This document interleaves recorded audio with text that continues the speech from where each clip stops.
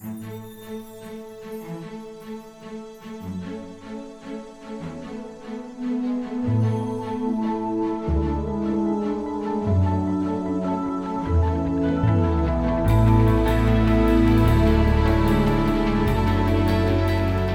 want to acknowledge our university and community supporters, the University of Iowa's International Programs, and the University of Iowa's Honors Program.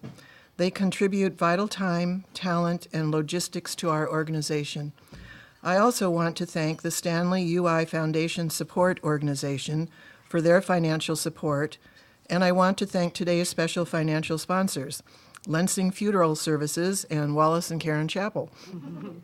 Our programs are made possible by the financial support of all of these sponsors. And now I am pleased to introduce my friend and fellow program committee member, Joan Kjaer. Joan is Director of Communications and Relations for the University of Iowa's International Programs. She exercises strategic oversight and daily management of all facets of internal and external communications for international programs. Joan is the creator and host of the successful monthly television, radio, and internet program called World Canvas. Before joining international programs, Joan spent more than 30 years working in public radio for WSUI and KSUI and was Director of Communications for the state network Iowa Public Television.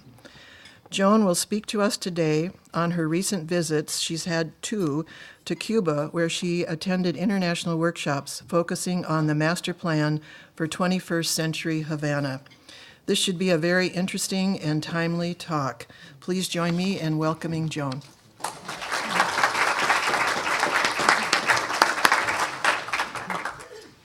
Thank you very much, Karen, and thank you everyone for being here. Thanks especially to the Foreign Relations Council. I appreciated the invitation to speak with you. And this is not, I'm afraid I can't claim to be an academic. I won't be able to tell you everything about the history of Cuba, but I would like to share a couple of very interesting experiences I've had over these past 2 years.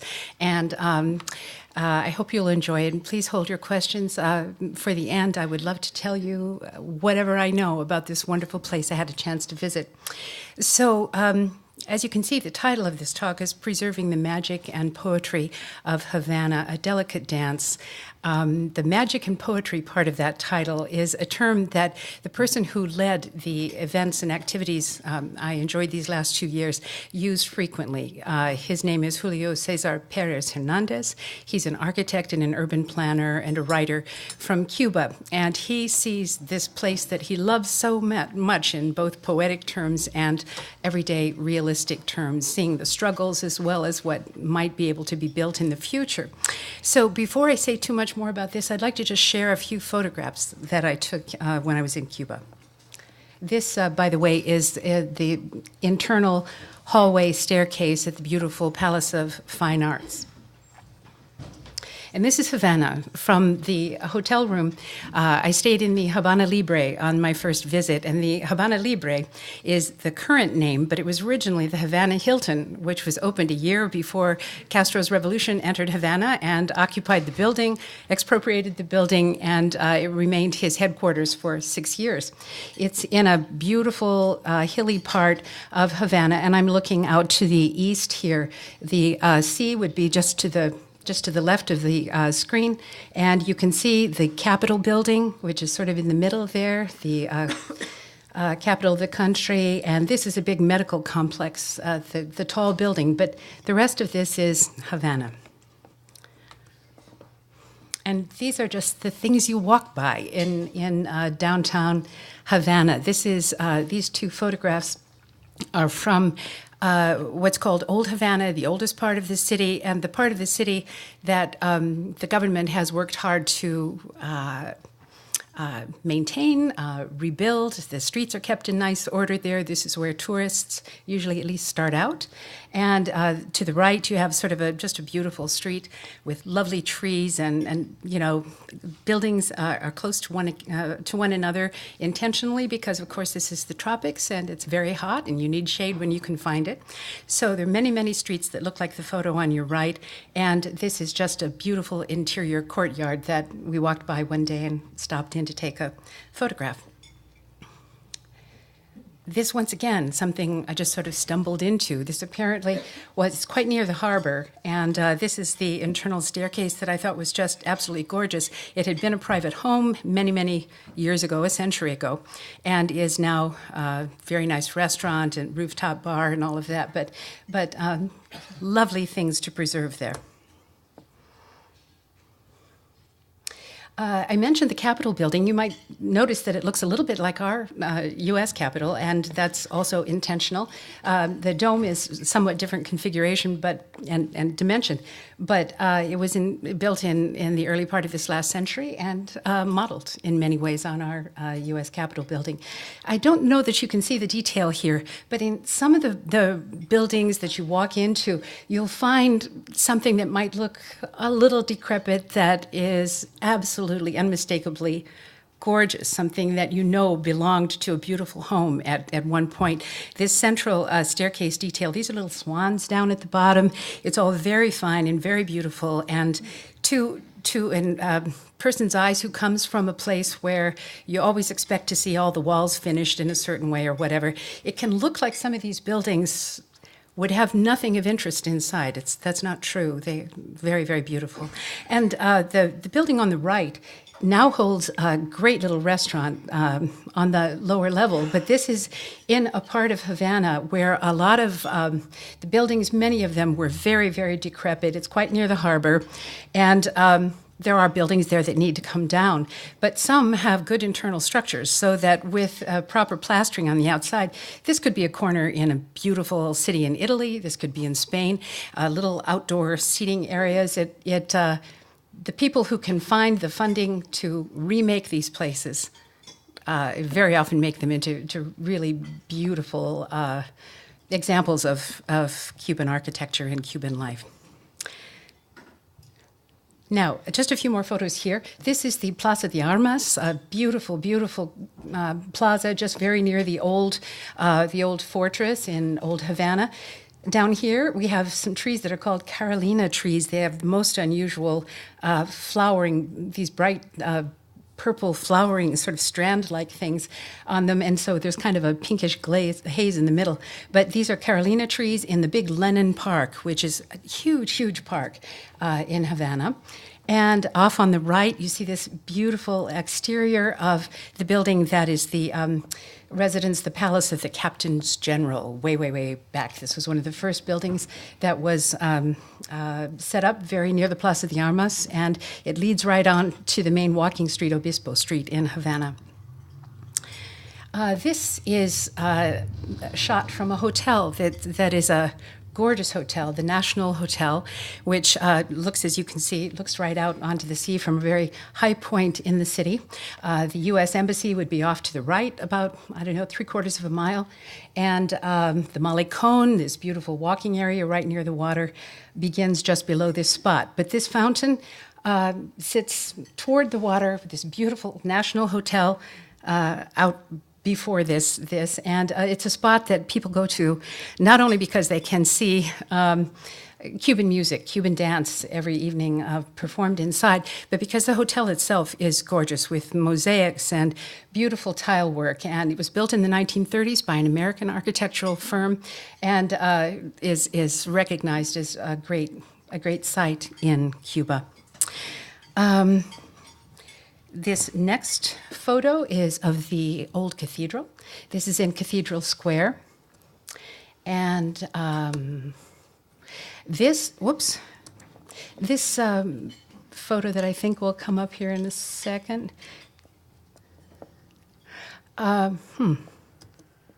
Well, in any case, this etching is of the Havana Harbor.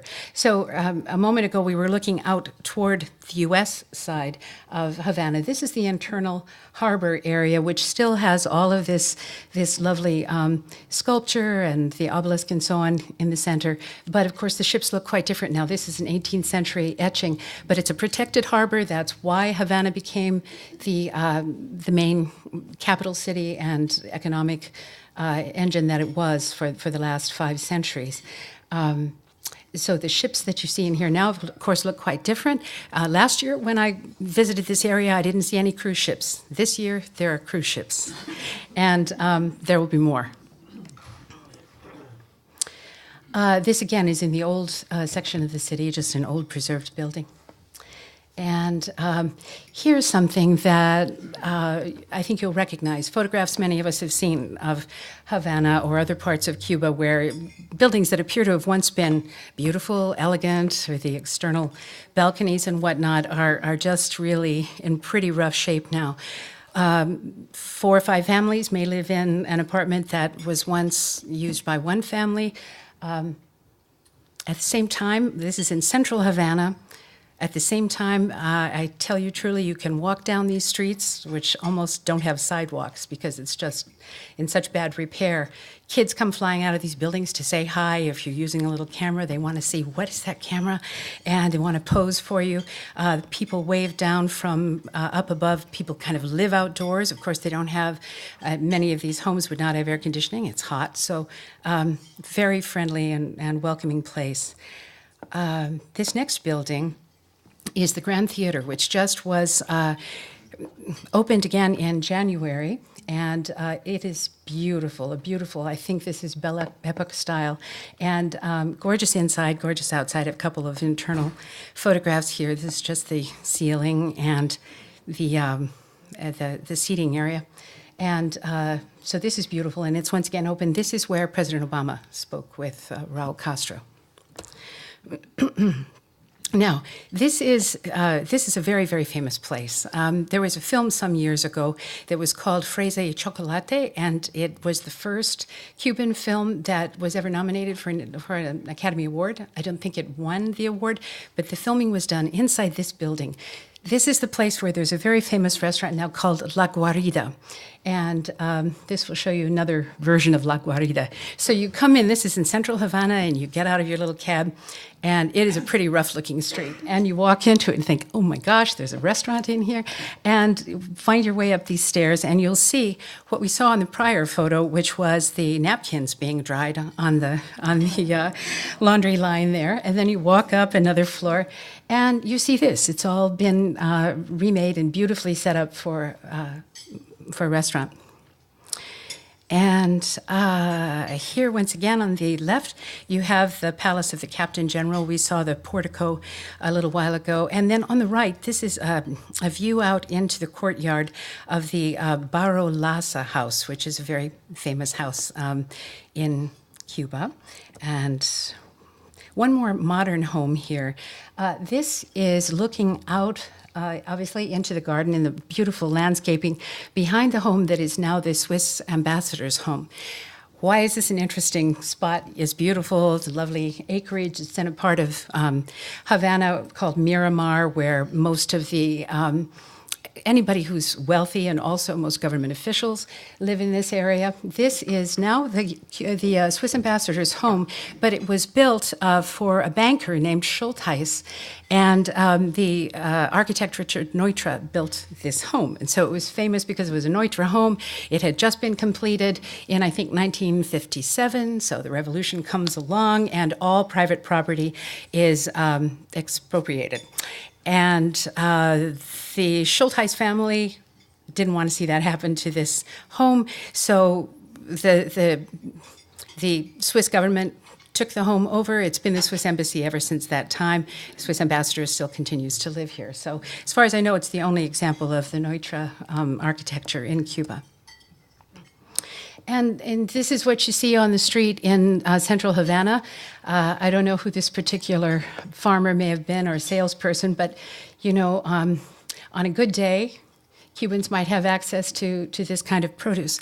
Trouble is, many Cubans can't afford to buy this produce themselves. This might be destined for a local store.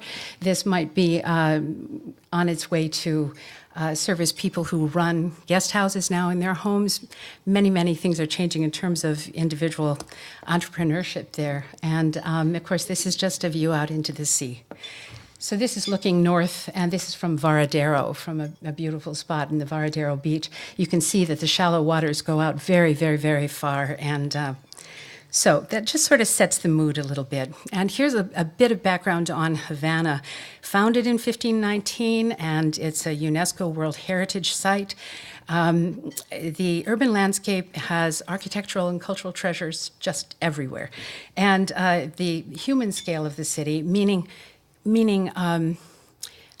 a few stories high rather than many, many buildings that foreshadow on all the rest of the structures.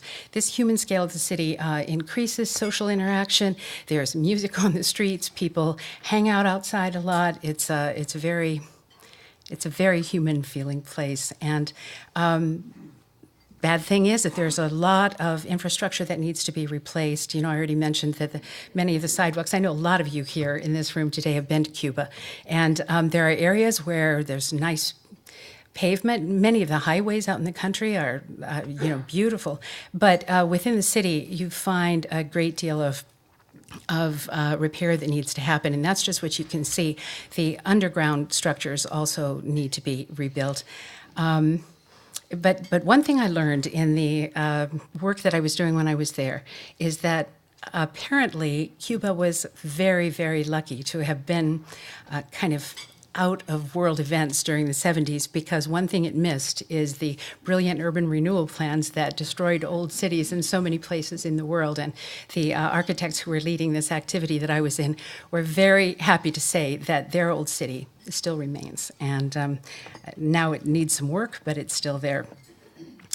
So some of the unique urban elements to Havana are the grid structure. Apparently, this is the only structure of the city that was the original Spanish design.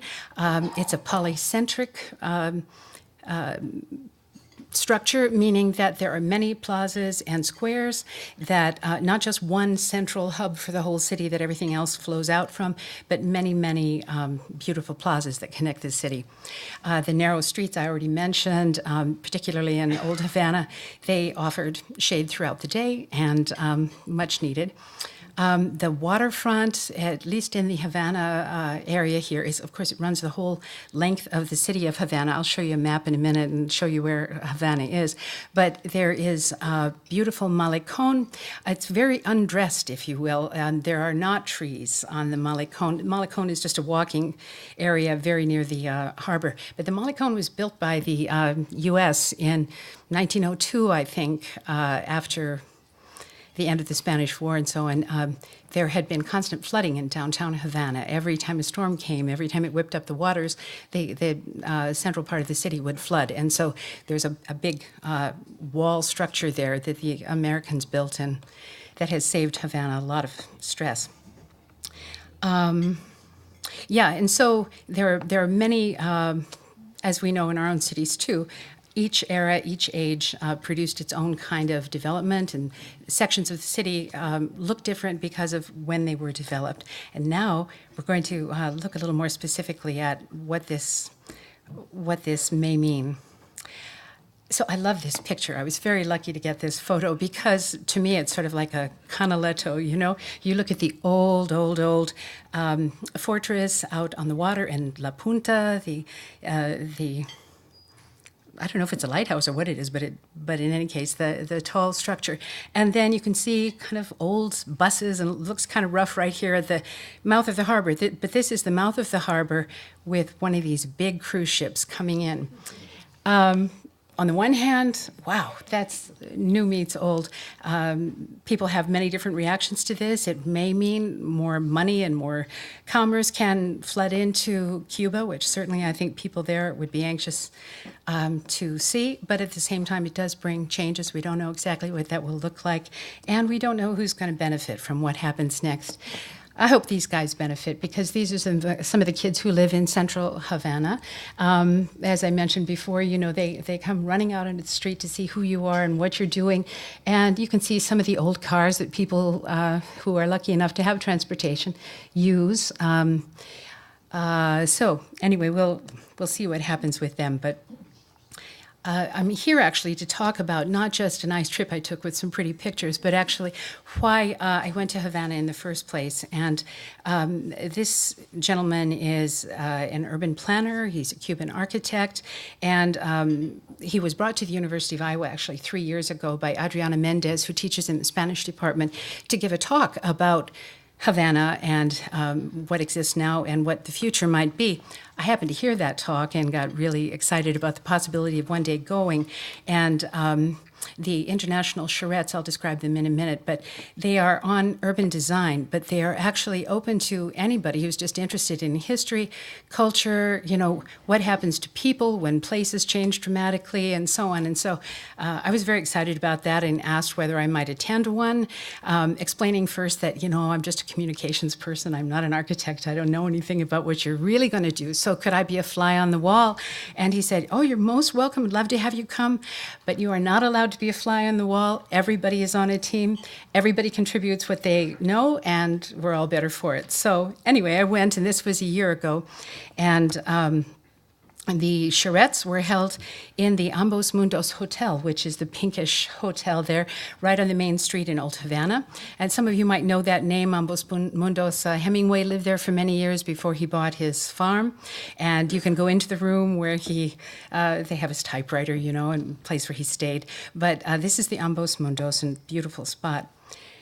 And so the question, those of us who came for this charrette or this workshop, was what will the next era in this 500-year history of Havana look like? And more importantly, what should it look like? You can imagine scenarios where the whole place becomes something very different from what it's been. That is not the goal of the people who have put their time and energy into creating the master plan for the 21st century. Before I talk to you about that, I want to show you, the map. This is an old map, as you can see, and I think we all know that Cuba is there on the left, and Havana is in this area. And so it's sort of on the northwestern side of the island. And you can see that it's, we all know it's surrounded by waters. We all know it's close to Florida. But it is also the entrance to the Gulf of Mexico in the Caribbean, formed by the largest island, which is commonly called Cuba. And then the Isle of Pines is the second largest island, and it has around 1,600 keys and islets, forming a territory roughly the size of Kentucky. Larger than I had realized before I went there. The Straits of Florida to the north, the Caribbean Sea to the south, the Windward Passage to the east, and the Gulf of Mexico in the west. And those are the natural boundaries, and some say that Cuba looks like a sleeping alligator. And so this is Havana. And as I mentioned, Havana is on the northern side out to the west, and it's a wide, sprawling city. You can see that, obviously this is the sea up on the top here, and we'll just take a quick look at this. Old Havana is this darkish brown section right by by this little harbor. So that is Old Havana, where the old fort is, and was the original resting place for ships and whatnot, and protection for the city. And then Central Havana is next, working out to the left. We keep going and keep going. We come to this place called Miramar, which is what I mentioned earlier, where the Schultheis House is, and it's a large space. There's an unused airport, which used to be a U.S. airport, out here on the western side of Havana. Nothing is in that area now, but people live throughout this whole area. 2.1 million people live in Havana, about 11 million people in the entire island. And so the architect I mentioned earlier, in 2007, published the Master Plan for 21st Century Havana. He is not employed by the government, was not employed by the government at the time that he did this, but he has a great love for the city. Had been working in Massachusetts. It was a Loeb Fellow with Harvard, and wanted to seriously sit down and imagine what 21st century Havana could look like so that it could work for the people and still be an inspiring space. And this is one of the statements from the master plan. The master plan for 21st century Havana aspires to a more beautiful, urban, and dignified Havana where people can live, work, and enjoy life, a contemporary city that respects the spirit of the place, values its heritage, and honors its culture. So when the 30 of us or so, I'm going to speak about the first charrette I was at. There were 35 people, I think, altogether from all over the world. Some were urban designers, urban planners, some were architects, some were landscape designers, and then there were a few people who were investors, some people who worked for various cities in the U.S. government that were looking at redeveloping kind of rough areas of their cities and so on. So we were asked to elaborate on ideas for the development of the waterfront sectors and urban infill. What do you do with these urban spaces? Promote an integrated vision between the natural and the built environment. So much of the ecology has been influenced by plants that were brought into the city and don't do well there when there could be a reversion to the plants that naturally grew in this area and would need less care. Promote and highlight the importance of a long-term vision for Havana, which allows for social and cultural diversity and integration. And then we were asked to evaluate the benefits of the transformation of Havana in economic and urban terms to improve the quality of life of the people who live there and preserving the city's character. So these are obviously big goals, and most of us had never been to Havana before, and it was quite a lot to take in. We're also supposed to propose the increase of urban space, housing, commerce, and evaluate their impact on the city, turn the current dilapidated image of several parts of Havana into a contemporary and joyful one, reshape the civic and urban landscape of Havana by increasing green areas, and reinforce the cultural identity of the city of Havana. And, some of that cultural identity can be seen in places like this. This is a night view with the road in front of the Malecón is right here, the sea is here, and you look back at this building. And in the middle, this is another one of those beautiful little spots which didn't look like this a few years ago, but has been painstakingly restored by people who are now able to have some greater impact as individual entrepreneurs. And there's a whole structure for whether you own your business or your building by yourself or whether you are sort of in partnership with the government. There's a tax structure that is different between the two.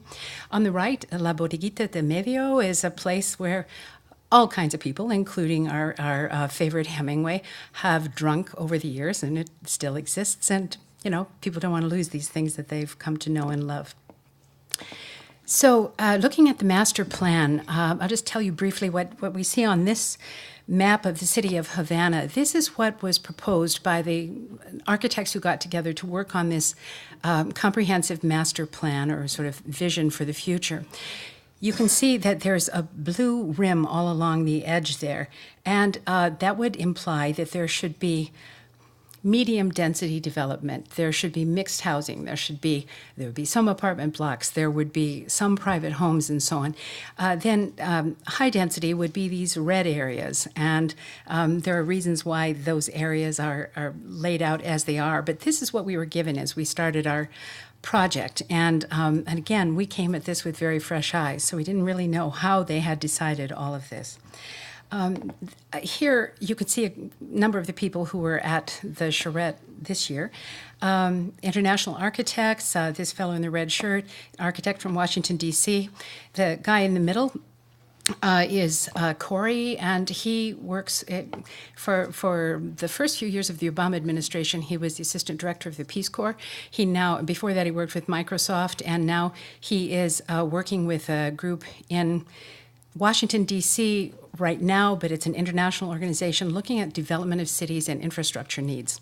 The fellow in the kind of cream-colored shirt is a financier who is here investigating for a company. He's British, a company that has many properties in the Bahamas and other areas, but they're wondering what might happen in Cuba in the future, so he wanted to come and understand this.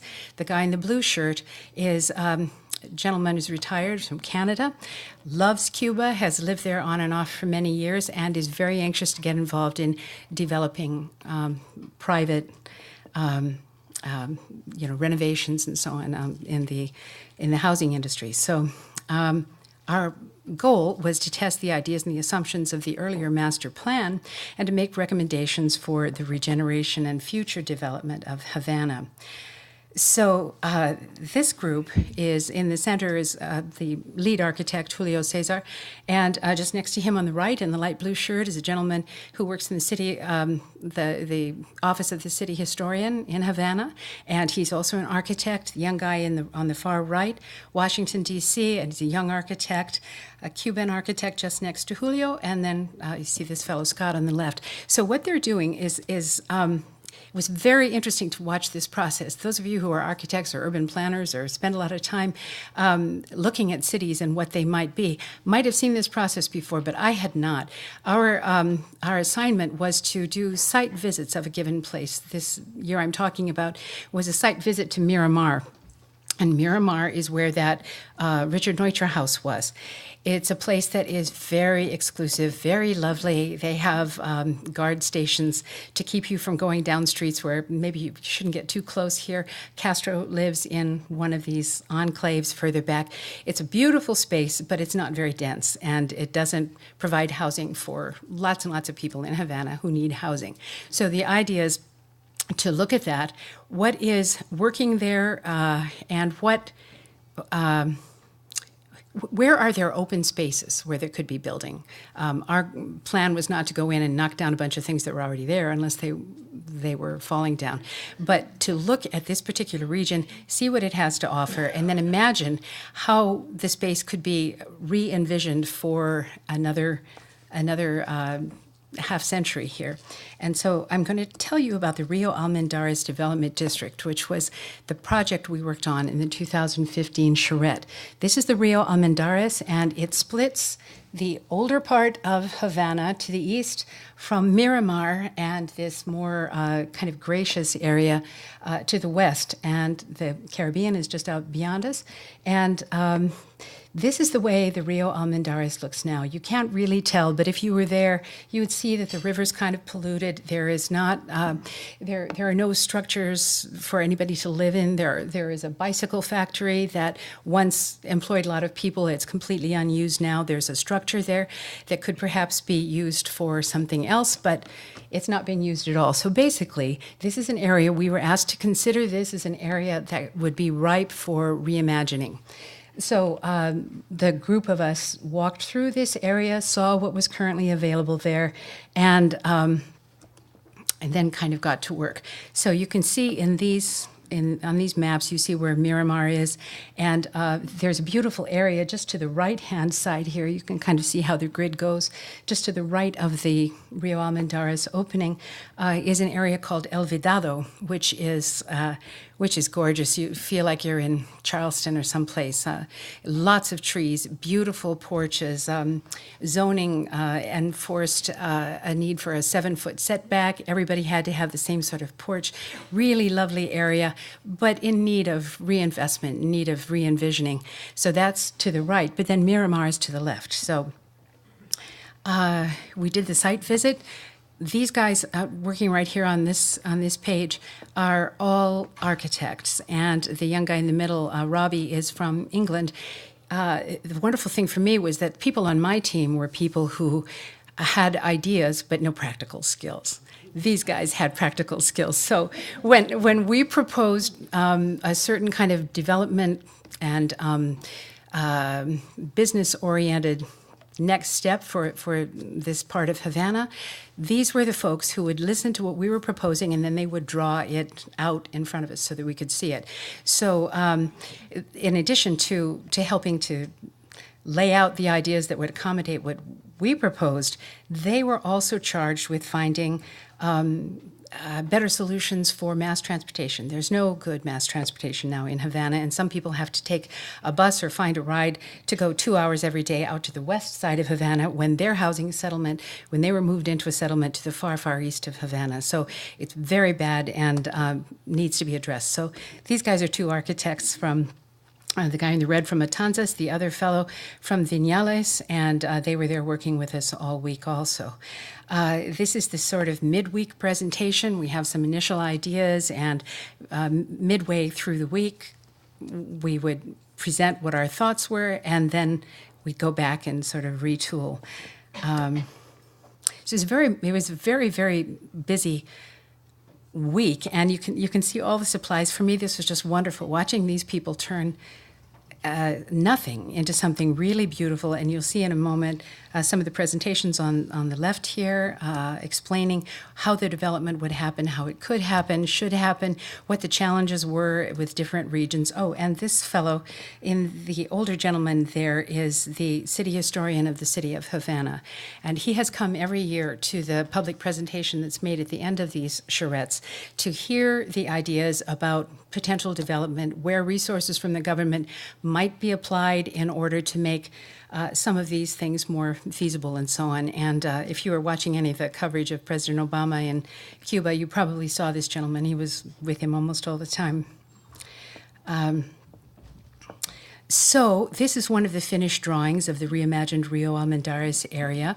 And you saw kind of what it looked like before, just little shacks along the river and nothing special there.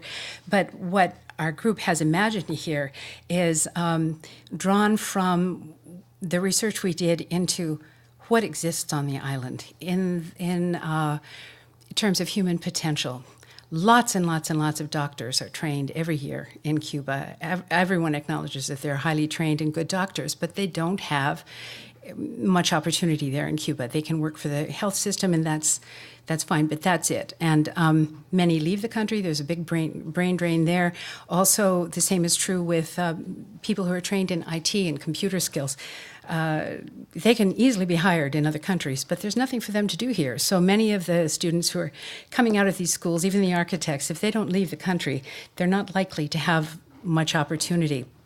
So our goal as the non-architect group was to figure out what kinds of businesses or nonprofits might be usable, workable, inspiring, might allow for real improvements in people's work lives, but also do something great and innovative. So you see some of these buildings that were built up here are intended to be mixed use, so that some would have businesses on the lower level, apartments on the upper level. The intention would be that these would not only be for the millionaire buyers who would want to come in and have a view of the freshly cleaned up river, but rather that this would be very intentionally mixed use and mixed income. You can see that there are a lot of trees here. One of the things that I think you notice when you're in Havana, and others who've been there can tell me whether you think this is true. There are lots of green spaces, but it doesn't seem as though there are as many sort of tree-filled boulevards in lots of parts of the city as there could be and should be. So we envisioned different kinds of things that could be done in this Rio Almendares area, and then presented a report which, summarized things, talked about the master plan's ideas and some development themes. And then what we decided might work in this region was sort of a creative economy. We thought that this bicycle factory could be made into a really great film set, sort of a studio set, big open space, but good light and whatnot.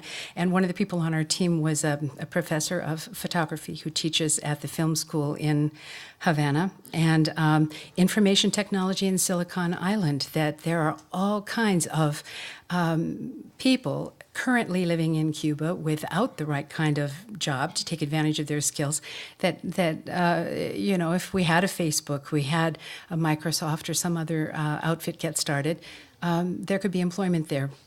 Repositioning the marina was one of the things that was decided upon as well as a good move, because if you are an investor who comes in and buys one of these lovely homes that would be along the river, well, you have to have some place to put your boat. And right now, that you can't have more than just a little skiff in there. So this is one of the ideas. Medical tourism and wellness center. If people go somewhere to have a knee replacement, well, maybe that could happen in Havana. Good doctors, nice weather, plenty of area to walk in. Maybe that's an option.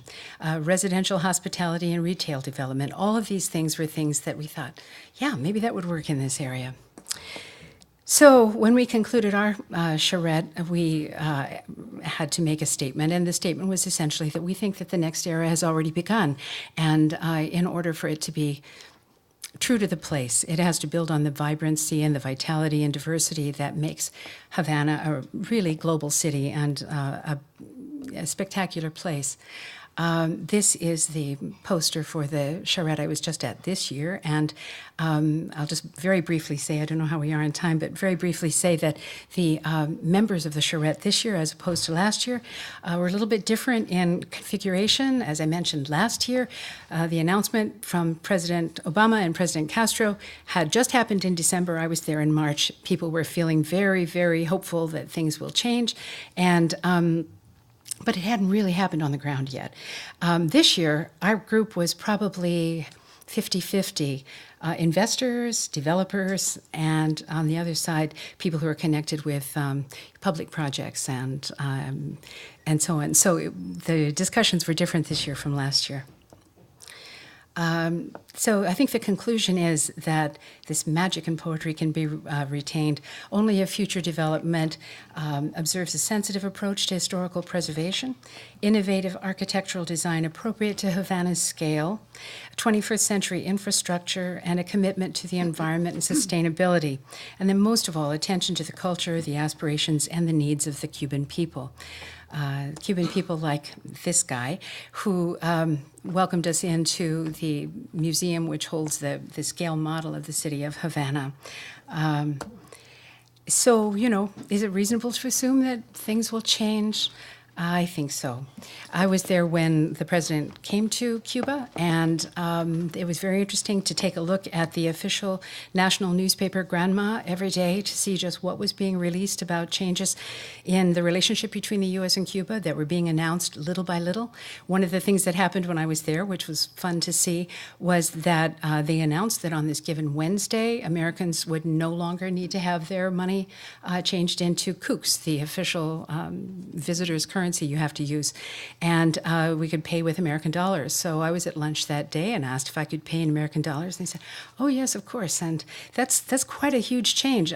When you transfer your money into kooks, if you have $100, you get $87 back because 10% previously went directly to the government, 3% to the organization making the change. But now that transfer of dollar to dollar was really was a nice thing to see. So. Just a few things that I thought were fun to catch: people in bars or places where you could find a TV. You could see people gathered around. You know, I don't know where these girls were from, but everybody glued very much to the television set and to see what was being said between these two guys. So we don't know what will happen next, but it's an incredibly interesting place to see, and I appreciate your letting me talk a little bit about what I saw and what I did there. And I would encourage questions if you have any. How long before United Fruit and other corporations receive ownership or, I'm sorry, I can't read, something about ownership of Cuba? Reserve ownership of Cuba? I don't know, maybe you can read that. Yeah. Resume? Oh, maybe it's Resume resume. ownership.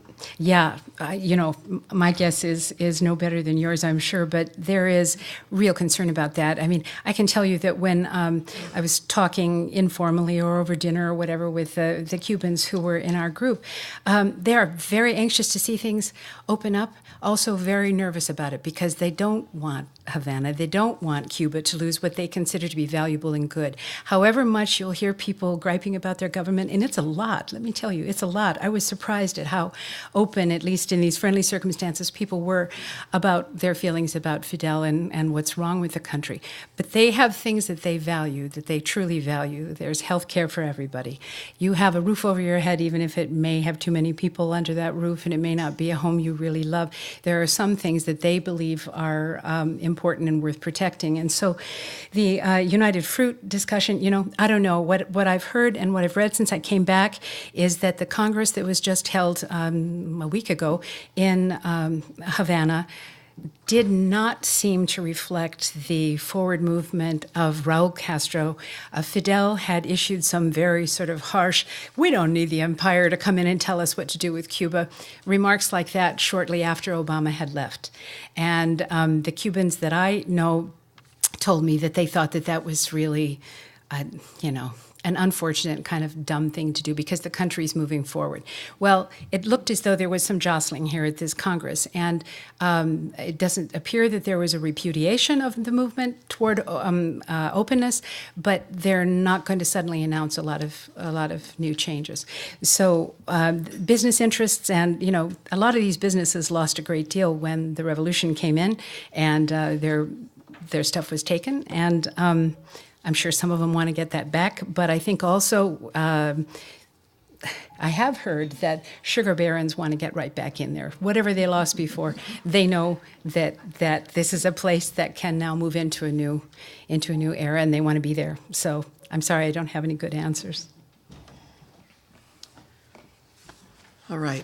Does Havana's status as a UNESCO World Heritage Site provide protections as foreign development money enters Havana? I think it will. I think it will, and there will be more foreign development money that will be welcomed and encouraged to come in. That having the UNESCO stamp on it, I know, is something that you have to go through a process to get that designation, and it does protect at least the old part of the city. I don't know how much it will do in terms of development for the rest of the country, but yeah. Okay. These two questions are on financing. Where will they get the financing for the proposed development? And do you expect the funding for all these changes in Cuba, will they come from private investors or the government? And if from the government, which ones? Yeah, we spent a lot of time talking about this kind of stuff because I can't give you the names, but I do know that there was a lot of talk about major funds, international funds, nonprofit groups, organizations that aren't linked to any one government, investigating, sending delegations all the time to Cuba to talk to people in central government, to find out just what openness there is to taking this funding and rebuilding the infrastructure and so on. I think there's a lot that's happening there. But I don't know that we're going to hear about it in one fell swoop. There have been visits by the leaders of Facebook. There have been visits by Google. There have been visits by certainly governments that are involved in providing help for struggling economies all over the world. This guy, Corey, that I showed you there, has worked with this kind of international development fund before, and their interest will be mostly in finding ways to improve the infrastructure while still protecting the people who live in these places that may, if you build something up, if you build this Rio Almendares, there are people who currently live there who have to go someplace, and you can't, you have to think that through and have to do it. So I think that there will be, my sense is, just from the folks that I've talked with there, that there is a lot of money sort of out there in the world. I think some of it comes from governments that want to see themselves as helping Cuba, but I know that there's also a lot of funding that would come from U.S. development firms. 3 of the people who were there in this last charrette are from very, very big sort of banking and investment interests. So it'll come from lots of different places. My feeling is that as long as the Castros are around, one is 89, the other is 84, as long as they're there, I think that the brakes will sort of be on this. And one of the questions was about, do they think that they'll get financing to move forward with this project? I think so, because the parts of it that are approved of or seen as being valuable by the main government right now are already getting some funding. If you go to this harbor area, it has been greatly sort of spiffed up, and they've put palms in areas where you really need to have some tree shade, but it was not there before. These seem like such simple things, but those are the kinds of ideas that are being adopted from a plan like this.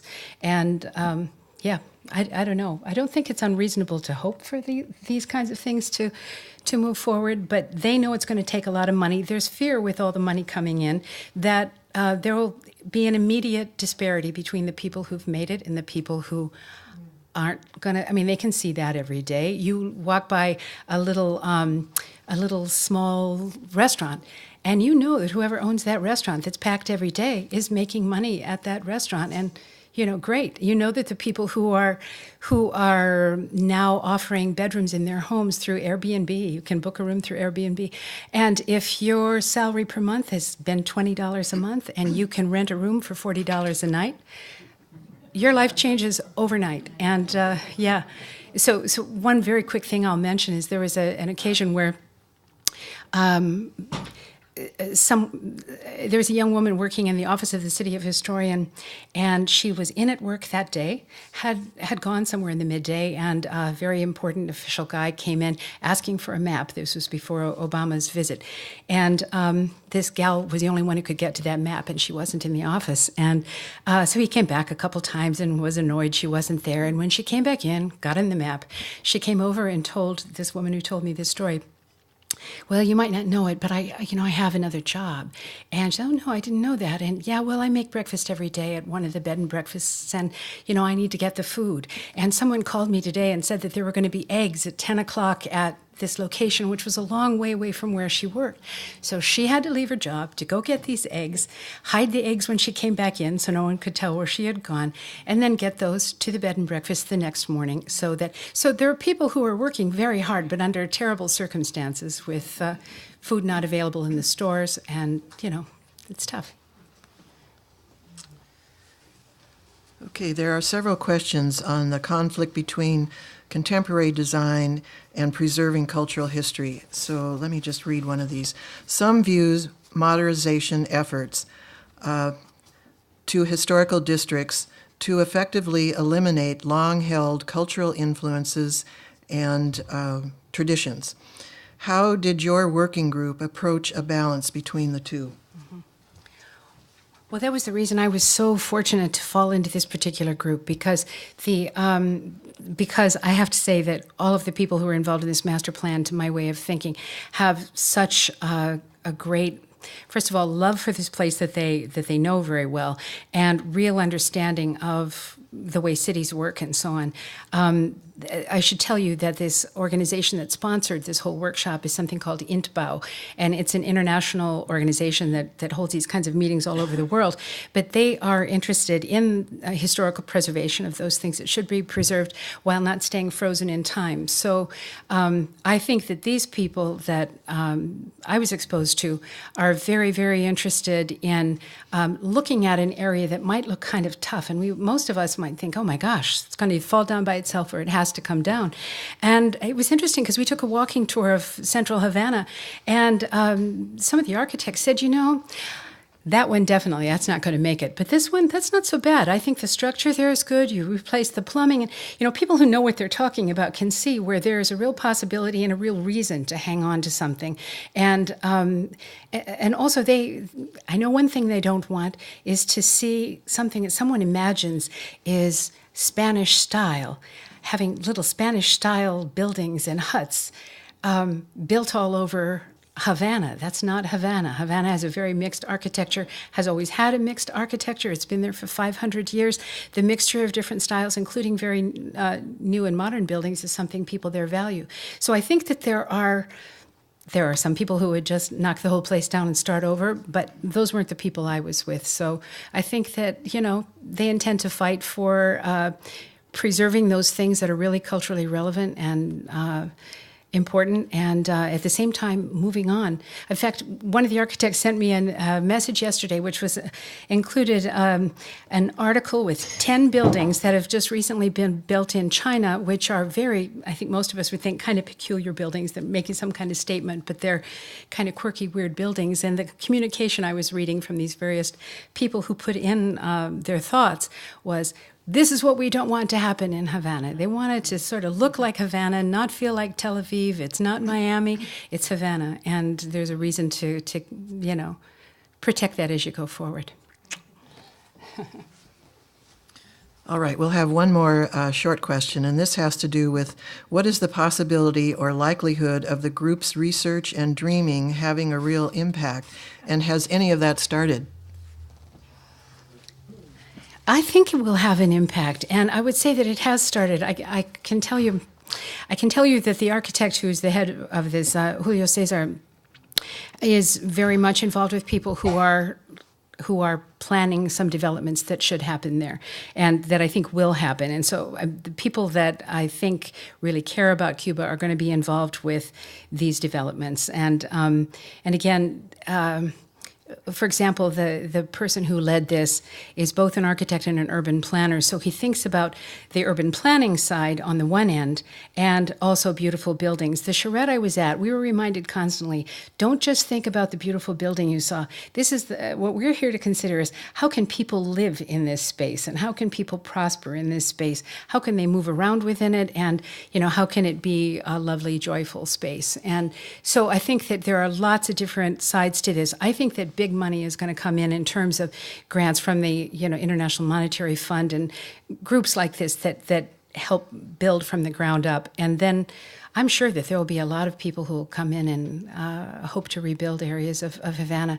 I think actually it is probably about ready to start. I know that one big shipment from Lowe's, this was big news, Lowe's hardware store, lumber store, has just very recently, within the last 3 months, made its first big delivery of building materials to Havana. And I know that the people that I talked to there said, can you imagine what this would be like for people if there were an IKEA there? Something where people, really, and think about it, if you can't get a screwdriver, there is no hardware store. If you go to get yogurt at the place you got it 2 weeks ago, you will never find it at that same store. You have to go someplace else. You can't count on distribution of anything being regular. And so if there were places like a Lowe's, right now, you should see these charter flights going. You have seen these charter flights and how packed they are with people, but also people bringing air conditioners, bringing hot water heaters, bringing things for their families that those families can't get there. If you could buy that stuff in Cuba, and if people made enough money to be able to buy the stuff, it could be a very different world in a fairly short time and on the more humane side, I think, rather than the less humane side. So anyway, I hope you have a chance to go. It's an interesting, interesting place. Well, thank you, Joan. We now conclude our program. And on behalf of the Iowa City Foreign Relations Council, I want to thank Joan again.